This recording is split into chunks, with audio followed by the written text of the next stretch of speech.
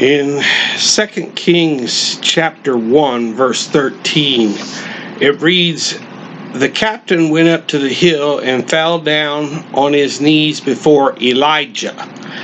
He pleaded with him, 'O man of God, please spare my life, and the lives of these your 50 servants.'"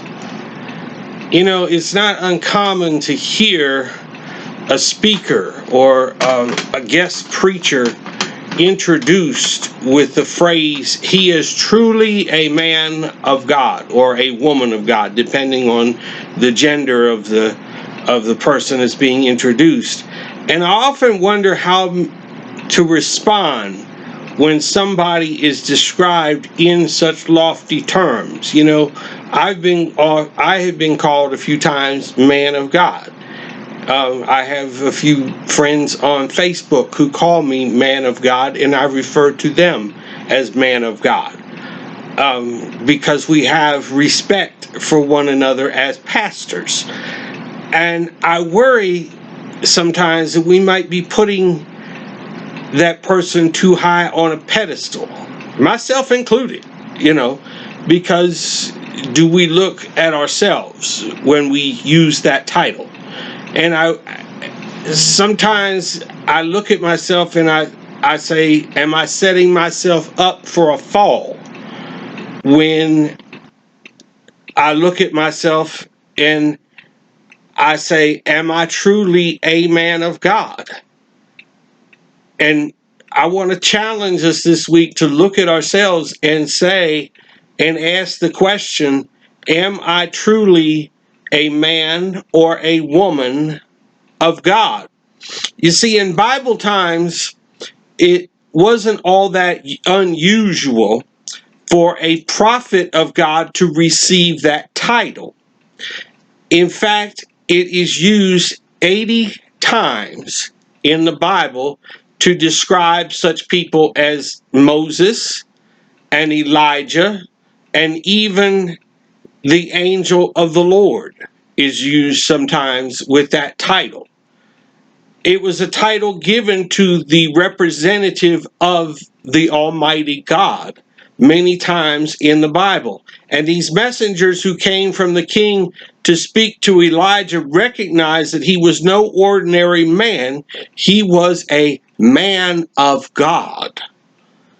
There's another meaning for that title that is a challenge for you and I to aspire to, and it comes from 2 Kings chapter 4, where we are told that a woman in Shunem had been observing the prophet Elijah.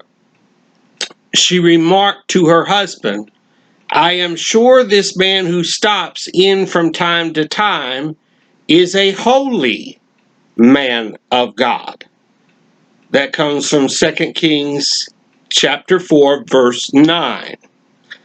Her reference to him as a holy man of God, maybe she noticed something different about him that made him appear different, that there was something about him that was different. Can that be said about us? Is there something about you and I that if a person looked at us that we could say, "Oh, is that person's a Christian"? I don't have to tell because they're wearing a Christian shirt or a Jesus shirt or a cross around their neck or a hat that says "I love Jesus" or something like that. They don't have to see that in us or hear our speech or whatever. They could look at us and just say, "I know that as a holy person or a holy man or a holy woman." In 1 Peter chapter 1, verses 13 through 16, the Apostle Peter called for us to be a holy reflection of God's holiness. That's a challenge in itself. We may never hold an honorable title such as God's spokesperson, like a pastor or a prophet or something like that.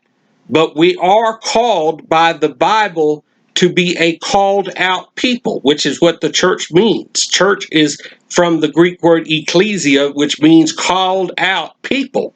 We are called out to be holy people. That is a title that is worth pursuing. Every child of God, every man and woman of God should have a growing likeness to the Son of God, Jesus Christ. You should be growing in your faith every day that you live on this earth. When you get up in the morning, it should be a new opportunity to grow in your faith.